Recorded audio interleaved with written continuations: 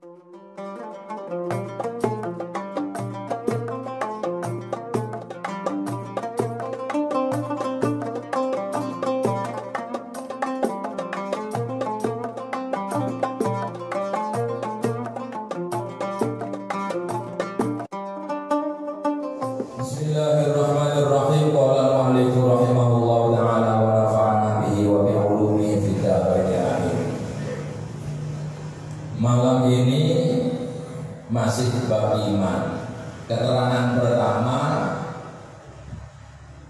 ojo sampai hilang. Ada malaikat Jibril berupa manusia datang kepada Rasulullah, langsung ujuk-ujuk ada di depan Rasulullah sallallahu alaihi wasallam. Lantas malaikat Jibril tanya, akhbirni anil Islam. Rasulullah, tolong kabarin kami tentang Islam. Padahal sahabat kuatah tiba-tiba datang dari depan Rasul langsung lantang, akhbirni anil Islam. Ceritakan kepada kami tentang Islam. Niati mulang para sahabat. Mulai Islami sahabat zaman sahabat diproses bapak-bapak, langsung nabi. Sami kali kita ini Islam kita ini juga masih proses menjadi Muslim yang baik. Kadang-kadang ya Islam sembahyangnya setahun bisa enter. Enten ngoten niku pokoknya sembahyang hari raya dong ngoten. Kan proses, nggih ngoten. KTP kok Islam, ya wis ditakno. Ana sing nabi meneh, rada nabi setahun ping pindho, Idul Fitri ambek Idul Adha. Nah, ya lumayan. Ana muslim gak jangkep, dohor asar maghrib sembahyang, isya sembahyang, subuh gak sembahyang. Ya si proses.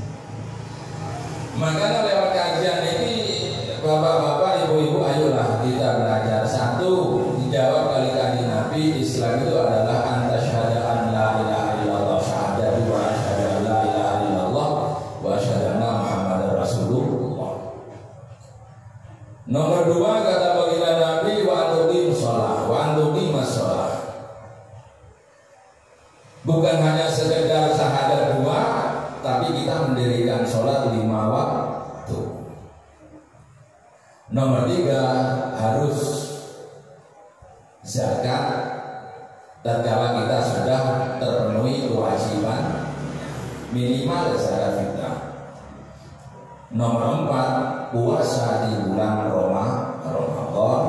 Nomor lima, haji ke Baitullah kalau kita diberi rezeki mampu oleh Allah Subhanahu wa ta'ala.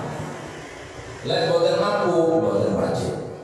Jumatan baik, ayo ditoto lebih awal, karena Jumatan itu adalah hajinya orang fakir. Hajjul fuqara itu yaumul hari sholatul Jumat. Nah pun, lantas apa untungnya kita baca syahadat?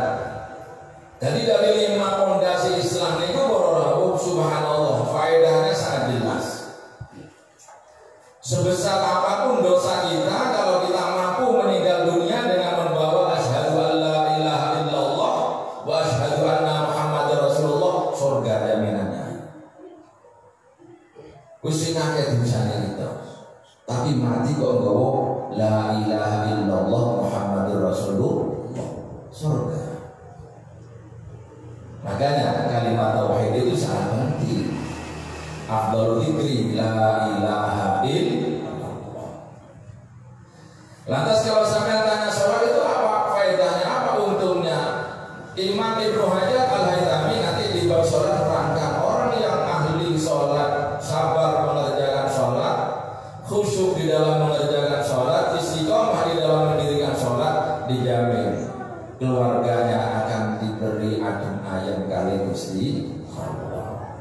Tentraman dijamin, keberkahan dijamin.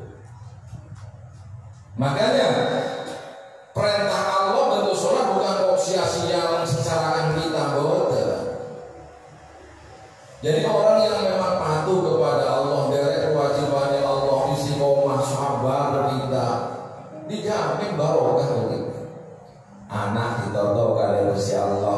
sakinah, mawaddah, warahmah, minus konflik, minus musibah, minus masalah. Kenapa? Oleh jaminan bagi orang yang ahli sholat dengan baik akan diberi barokah oleh Allah Subhanahu wa Ta'ala. Sebaliknya, manakala kita mokong tidak mengindahkan Islam kita, tidak mengindahkan perintah Allah, ya fala tanumanna ila nafsah, ojo maitu sapa-sapa paitu maitu dhisik, polai masih belum manut datang perintah Gusti. Yang nomor 3, zakat itu bukan kok menghilangkan harta kita. Malah baginda Rasul itu bersabda, kalau kita punya harta kok tidak zakat, dia akan hancur itu harta kita. Kalau kita sudah punya kewajiban zakat kok tidak zakat, pasti suatu saat akan hancur, harta itu tidak akan pernah nyampe ke anak cucu kita. Makanya hati-hati bagi pembisnis. Kalau sudah waktunya kita haul, waktunya kita satu nisab, usahakan zakat di bisnis kita. Minimal zakat fitrah kita berikan tatkala datang bulan Ramadan. Itu untuknya kalau kita mampu melaksanakan membayar zakat. Yang nomor 4 yaitu puasa. Apa untungnya bulan Ramadan? Sangat hebat. Umat Muhammad itu diberi selama 12 bulan, dikasih 1 bulan istimewa yaitu bulan Ramadan.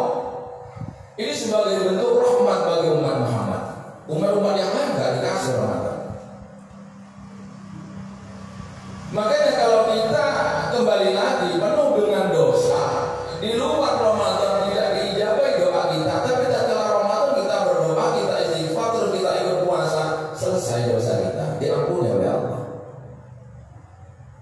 Karena syahrul Ramadan itu adalah syahrul maghfirah.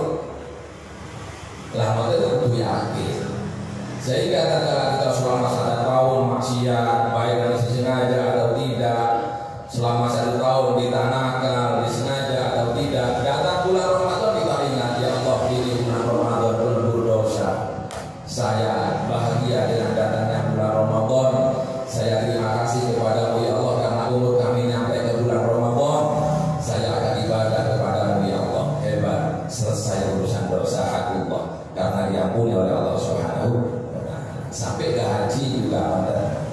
Haji juga begitu. Jadi orang yang bisa melaksanakan haji, insya Allah berarti menyelesaikan paripurna rukun Islam yang kedua. Ini kemauan sementara kita benar. Jadilah Islam itu syahadat, sholat, zakat, puasa, haji. Islam itu lebih mengedepankan gerakan dohiriyah kita. Jadi wong muslim itu ketok ambil gerakan dohirnya.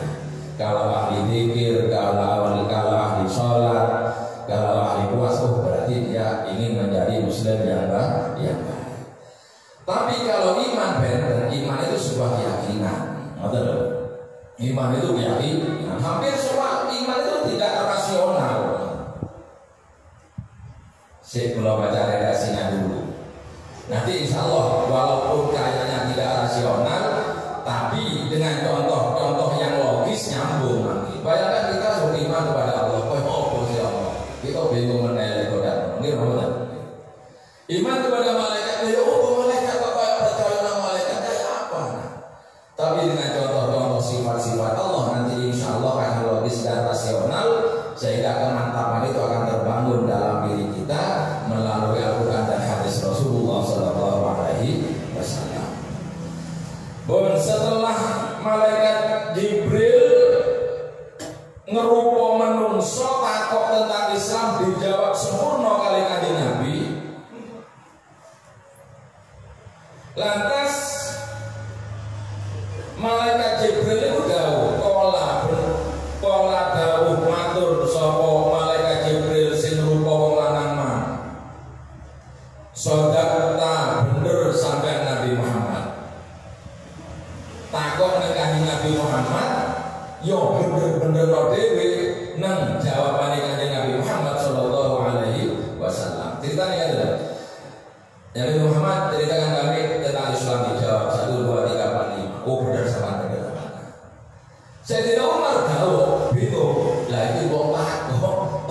modelnya kok mau pinter. Ini terusnya Sayyidina Umar. Sahabat juga menyaksikan pertanyaan malaikat Jibril di depan Rasulullah. Faqala uli jauh sapa qala dawu sapa malaikat Jibril sadaqta bener sampean. Qala dawu sapa Sayyidina Umar fa'ajibna mongko gawa sapa ingsun lahu marang wong lanang. Yas'aluhu halita kok sapa wong lanang hu ing Kanjeng Nabi wa yusaddiquhu lan bederaken sapa wong lanang manggul ing Kanjeng Nabi. Kata Sayyidina Umar, aku gak habis pikir orang ini. Ujuk-ujuk datang, ujuk-ujuk tanya kepada Rasulullah, tatkala dijawab bahwa benar benar Muhammad. Sopo ini dari Sayyidina Umar. Lantas malaikat Jibril sing rupa manungsa talep-talep datang Kanjeng Nabi, akhbirni anil iman ya Rasulullah. Fa akhbirni qala dawu sapa malaikat Jibril fa akhbirni kula aturi nyeritaken panjenengan ing ingsun anil iman saking iman. Kanjeng Nabi, Islam sudah jelas. Islam sudah panjenengan sampaikan dengan konkret. Sekarang tolong Kanjeng Nabi ceritakan kepada kami tentang iman ya Rasulullah. Qala dawu sapa Kanjeng Nabi antu'mina billah siji antu'mina ya iman sapa panjenengan billahi kelawan Gusti Allah. Siji harus yakin iman datang ngersane Gusti Allah. Wa malaikatihi lan maneh malaikat Allah. Supaya tidak kabur langsung menuju siji terus Kanjeng Nabi kudu iman datang ngersane Allah. Bagi kalangan orang awam ya apa sih caranya iman Allah bingung. Ustaz pun kadang-kadang ya bingung apa sih iman Allah. Supaya akal pikiran kita tidak bingung, supaya akal pikiran kita nyambung untuk berpikir, dari dhisik dawuh Kanjeng Nabi ojo mikir-mikir dari Allah, tapi pikir sifat-sifatnya Gusti Allah. Tafakkaru fi sunatillah wala tatafakkaru fi datillah. Lebih pikir Allah kayak apa, besar apa kecil, tidak boleh kita begitu. Kita kalau pikir Allah pasti sudah tidak akan nyampe akal kita. Kita pikir mawon sifat-sifatnya Gusti Allah. Wujud kita bako yang 20 itu tolong kita cermati, tolong kita pikir, bisa masuk di situ. Contoh paling gampang guys, sering kalau oleh ngaji nyontoh akan sing rasional. Allah itu mempunyai sifat fi'lu mungkinin au tarkuhu, itu namanya sifat jadi Allah. Allah itu apa terus Allah?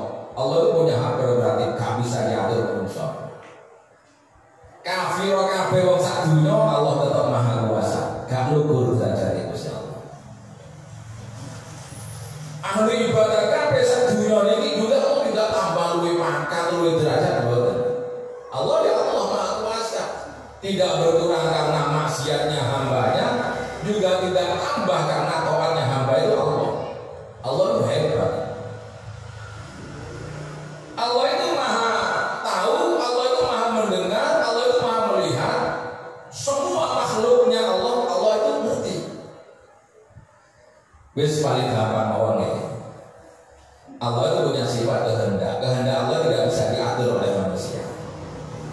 Gampangane ana wong di bontok iki jerakan bakso duwe rombong 10. Jenenge padha wae bakso raja. Bakso raja. Punya pelayan 10 orang. Nanti tiap pagi rombongnya itu keluar semua. Wong tiap hari punya pelayan 10.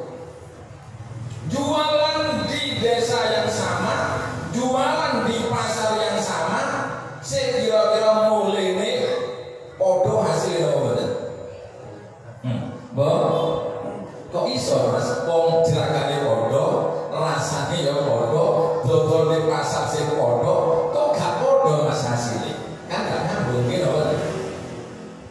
Lah di situ sampai nanti akan mencari sifat Allah. Oh iya, Allah itu maha kehendak. Jadi apa jadi Gusti Allah, Allah takdir wong iku luwih akeh hasile, Allah luwih pitik hasile, nopo terus Gusti. Di situ nanti sama akan nyambung. Oh iya, ternyata Allah itu maha kuasa, Allah itu maha penentu. Tatkala Allah maha penentu, kita akan mencari Allah itu. Ya Allah, tentukan kami dan nasib kami lebih baik. Ya Allah, kula podo-podo dodol bakso apa kok gampang dhewe. Ya Allah, sedangkan iso laris wong jenagane podo, masakane podo,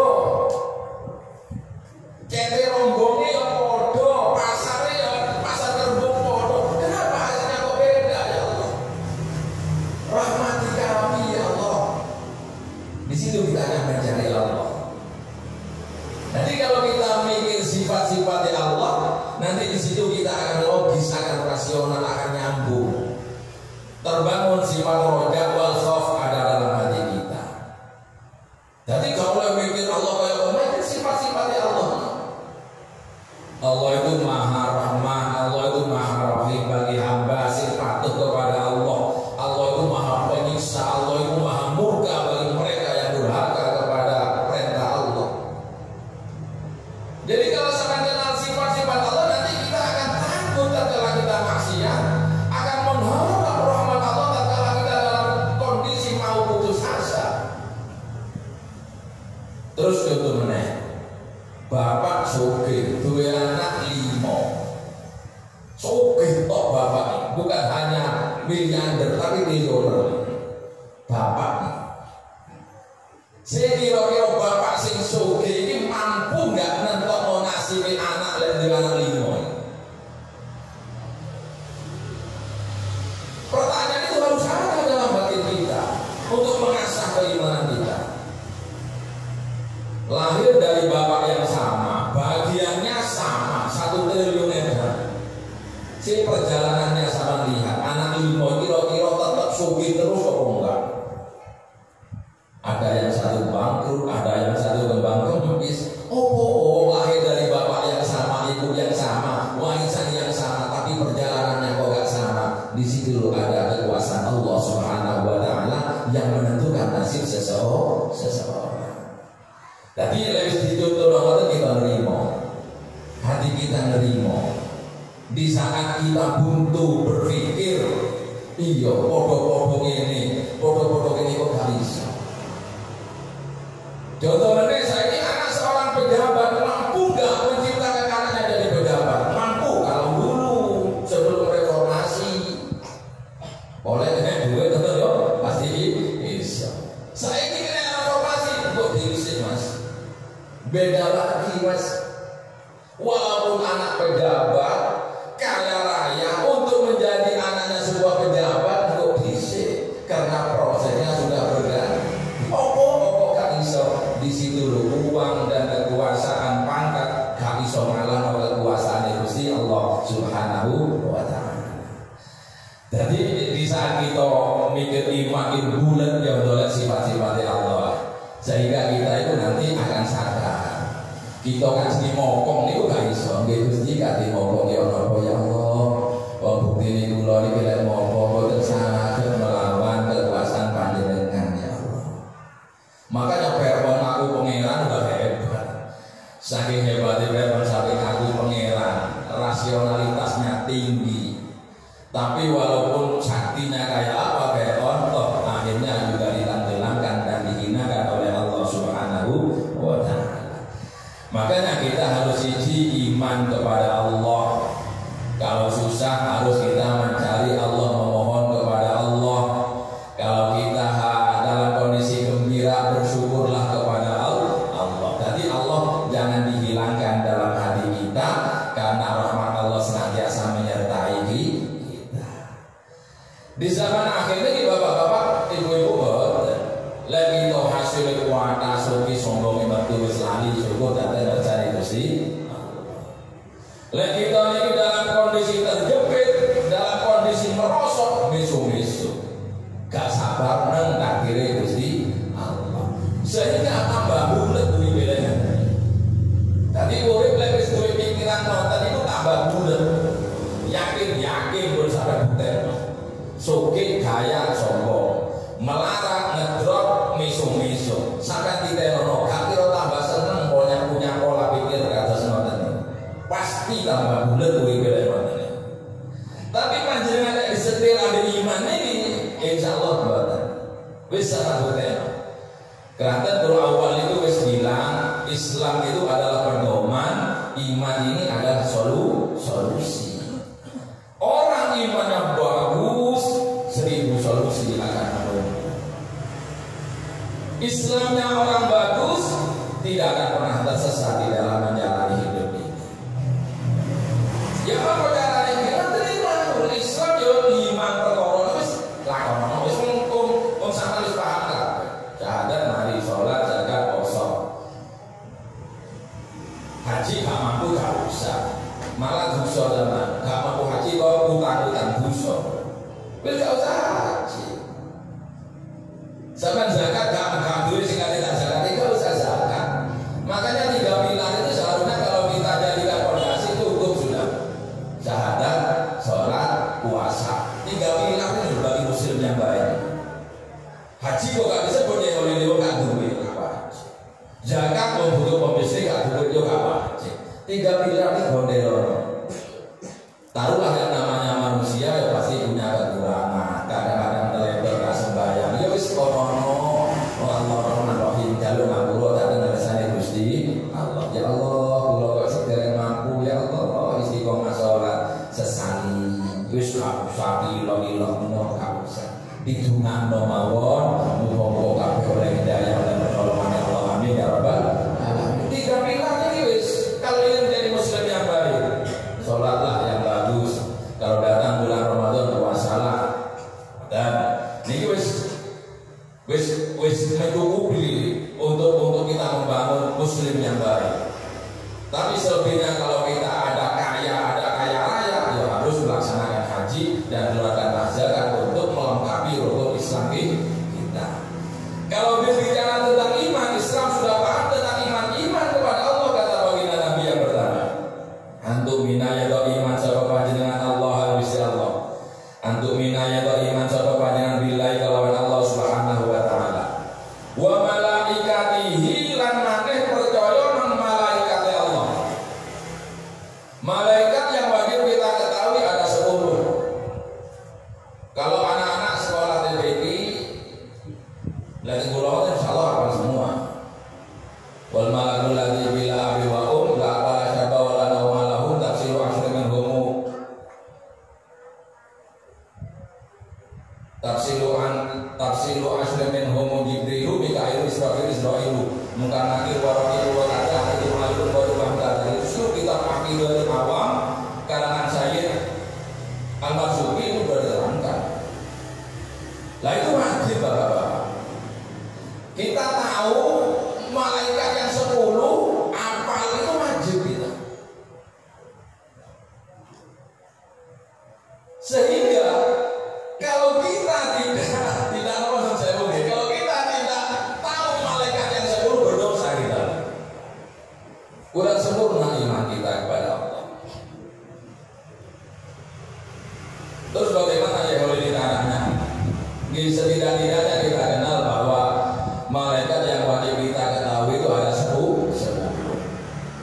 Walaupun kita tidak hafal satu Jibril, Mikail, Israfil, Munkar, Nakir, Raqib, Atid, Malik,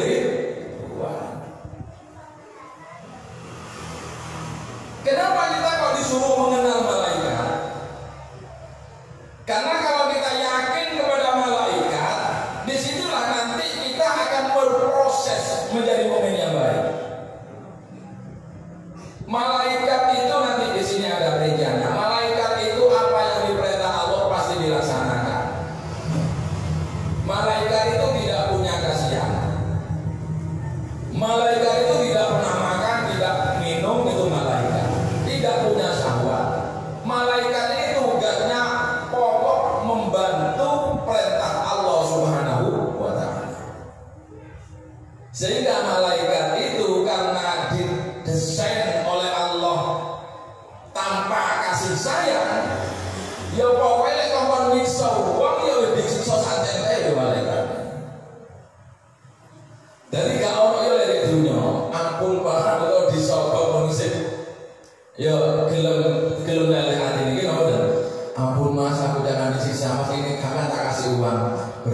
wis gak usah kelas gawat enggak. Wong menungso.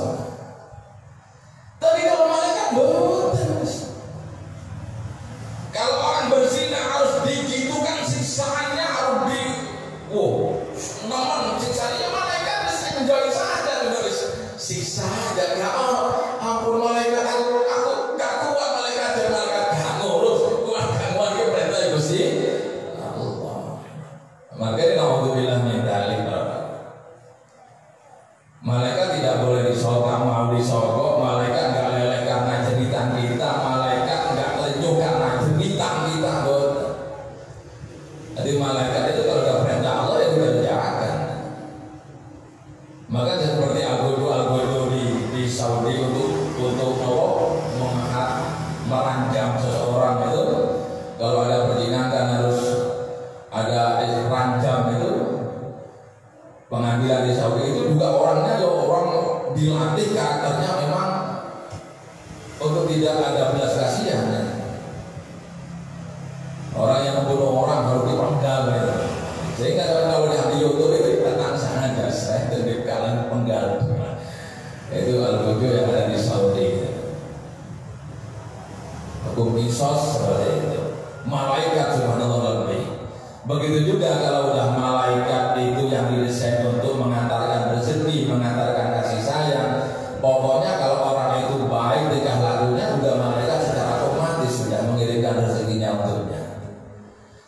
Makanya itu kita harus wajib percaya dengan adanya malaikat, khususnya malaikat yang 10 yang harus kita ketahui. Wa kutubihi lan maneh sing nomor 3 harus iman kepada kitab-kitabnya Allah. Minimal yang harus kita ketahui adalah kitab Al-Quran. Kitab Allah yang diturunkan kepada Nabi-Nya itu ada 4. Injil, Taurat, Zabur, Al-Quran. Nah, kita mukmin yang baik harus ngerti itu. Kalau kitab Injil diturunkan kepada Nabi Isa, kitab Taurat kepada Nabi Musa, kitab Zabur diturunkan kepada Nabi Daud, kitab Al-Quran diturunkan kepada Nabi Muhammad SAW.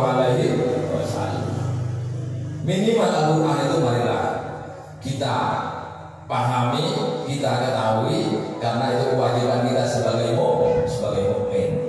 Jadi pertama iman kepada Allah. Pokoknya apa modal insya Allah perlu cekap sebagai modal mukmin yang baik. Iman kepada Allah, iman kepada malaikat Allah, iman kepada kitab Allah, iman kepada utusan Allah Subhanahu wa taala. Menduduki yang nomor 4. Wa rusulihi lan iman tentang utusan Allah. Yang wajib kita ketahui, utusan Allah yang harus kita ketahui ada 25.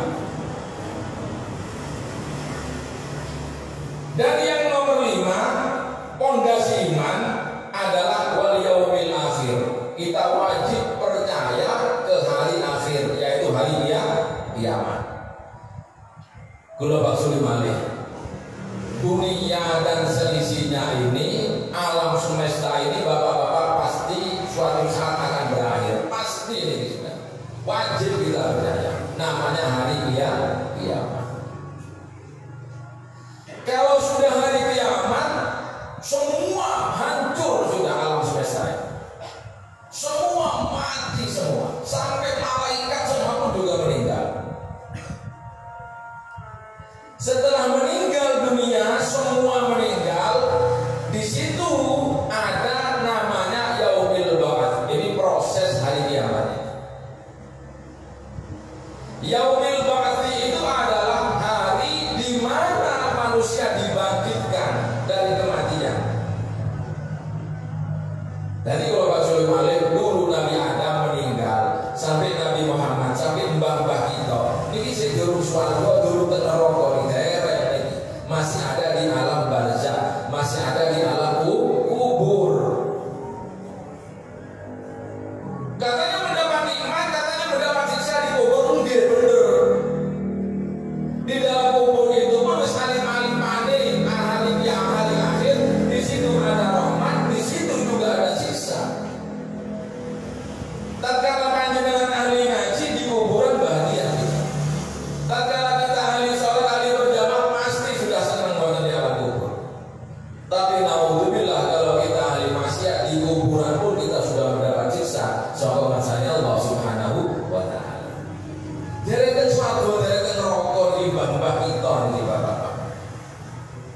Setelah itu nanti ada namanya hari kiamat, hari terakhir, semua mati semua. Di situ nanti hari kebangkitan.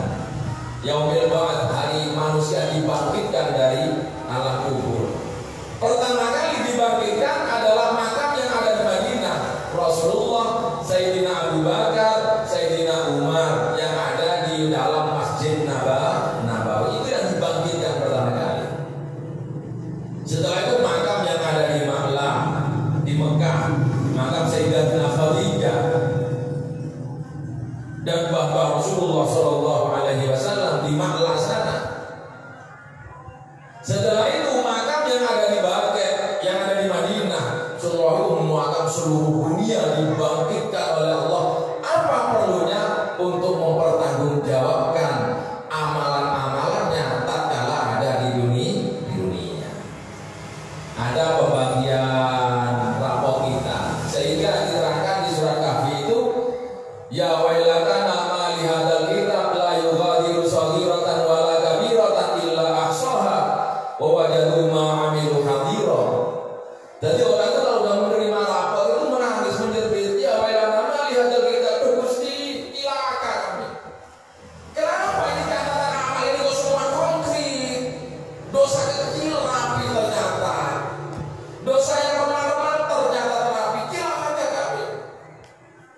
Maka dari itu sebelum catatan amal kita kelak kita menyesal, sekarang kita tobat kepada Allah, kita perbanyak amalan yang baik, sehingga nanti waktu ditimbang amal kita ini subhanallah pasti amalan baik kita yang menang si ojo, amin ya rabbal alamin. Maka itu alhamdulillah banget nih.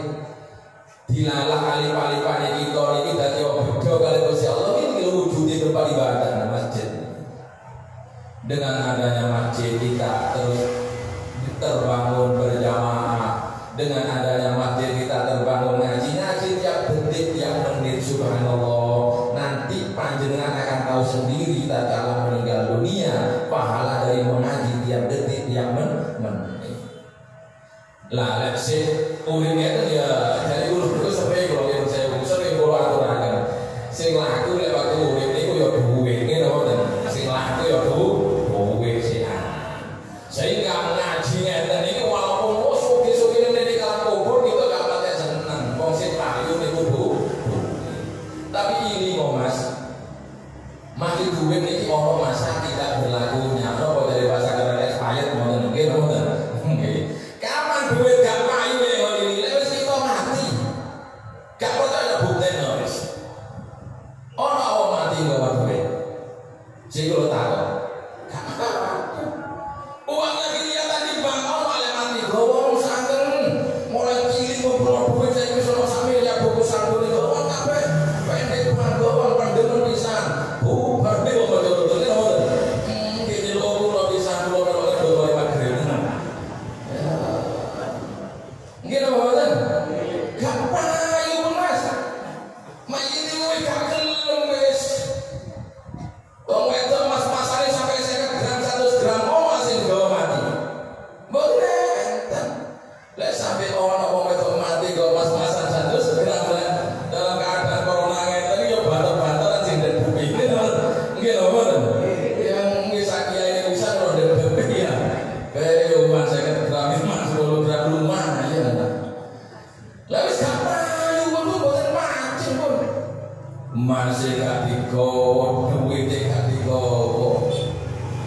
Rugi ku kalau duit biar mulai pilih sampai miliaran mati gak gitu. Ya iya rugi. Karena amal saiki sing payu iki wis amal. Lek sing urip ngene amal sampean sepeleno, amal sampean gak yakin ya ngaji ngono-ngono wae. Tapi benjang-benjang wis ora pulang alam kubur kita kaget lho. Pak payu duit. Aku gak tau ngaji. Tonggo ngaji ku seneng aku gak tau ngaji. Ya opo sih sok kok iki. Nangis kita naudzubillah min. Mila saking kita para rawuh ya nyambut gawe ya nyambut gawe.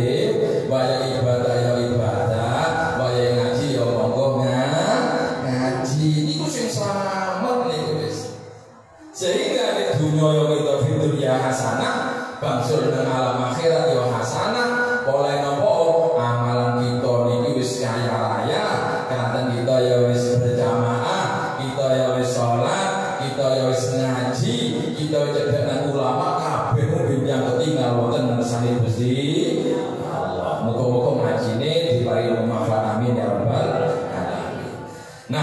maksudnya harus percaya. Tanamkan bahwa kabeh itu hari dia akan kiamat. Wis aja mikir kiamat, mikir mati mau panjenengan Islam. Alif-alifane hari kiamat, hari akhir itu kematian itu. Ini adalah awal. Wis kadung zaman mikir kiamat, mikir awal iki yo gak kate ngene terus. Yo gak suwe iso-iso apa kate mati. Apa maneh usut corona. Mikir ngoten. Tiga rumongso kate urip tok sampai 1000 tahun panjenengan. Wong umur 70 subhanallah, gua ya sing koyo arek 60-an bener.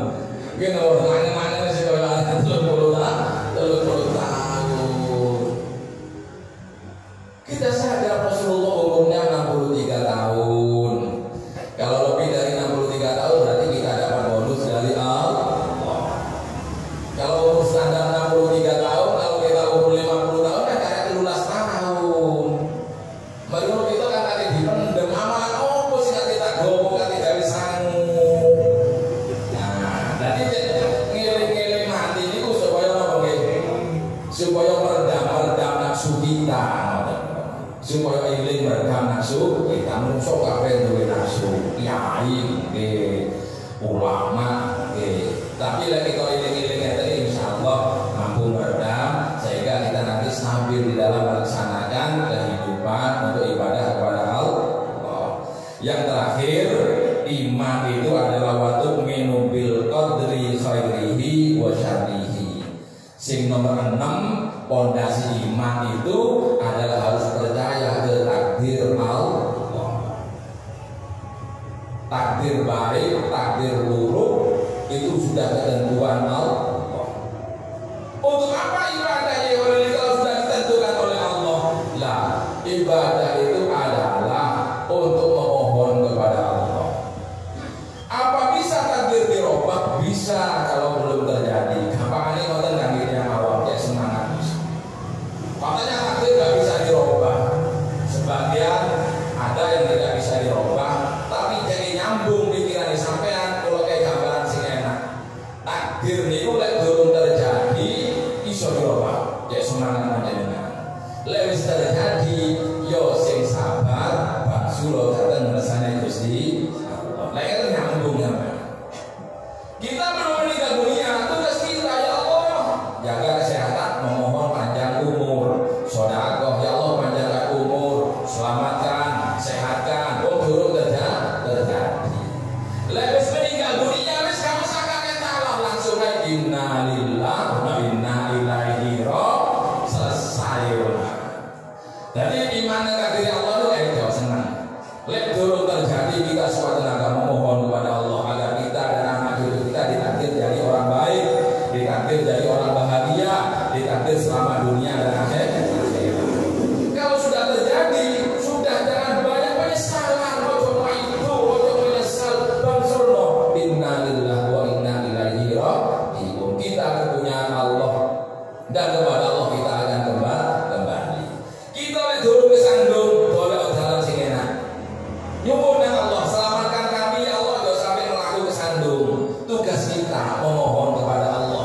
Jadi kita liwat ini dibalik selamat dari Gusti Allah. Dene kesandung temenan ya ojo meso. Niku imane sing apik. Kesandung innalillahi wa inna ilaihi raji'un. Gusti kesandung niku takdir panjenengan. Lek ana wong iso ngoten insyaallah rawuh perlu dijalui donga. Umume kan mboten. Lek kesandung langsung mesuk biasa. Sapa nek waduh Mas. Gak usah berkali ini ora rawuh dindi kiai sing apik niku dikintai wong ya wis alhamdulillah. Pisuwi wong ya sabar. Wong kabeh gak luput saka takdire Gusti Allah. Wis gak metotokan, gak lorowan ati. Ya sehat dari kiai ngoten. Dadi kiai kok metotokan kok lorowan ati ya pelek. Iki ngoten. Kan iman itu dijaga, iman itu dilakoni, jadilah sebuah keyakinan, jadi solusi hidup sehat sejahtera. Apa sih kan guys sumpah urip ini? Wong anjen kabeh niku wis gak luput saka takdire Gusti Tugas kita itu mencari yang terbaik. Tugas kita itu menyelamatkan diri. Terus dini hasil dan tidak hasil di paling tomboten serahkan datang nasari Gusti Allah Subhanahu wa taala. Adem murid ngeten iki. Tonggo iso tuku mobil yo wis tenan atine. Wong kabeh itu takdire Gusti Allah. Aku gak iso tuku yo ditakdir ngene yo muga-muga sabar Gusti. Lek wong gak maksud takdir. Ana tonggo to dulu tuku metu bendino nyawang metu dungane wae mantan opo motore. Mantan bendino dungane wae. Ayo yo gak waras mas. Mari setruk ono mane komplikasi. Ya wis atine dhewe koyo ngono. Berkali wong limane buwe lek ngoten niku akibatnya kembali pada diri kita sendiri. Mudah-mudahan ngaji kita beriman ini dados ilmu ingkang manfaat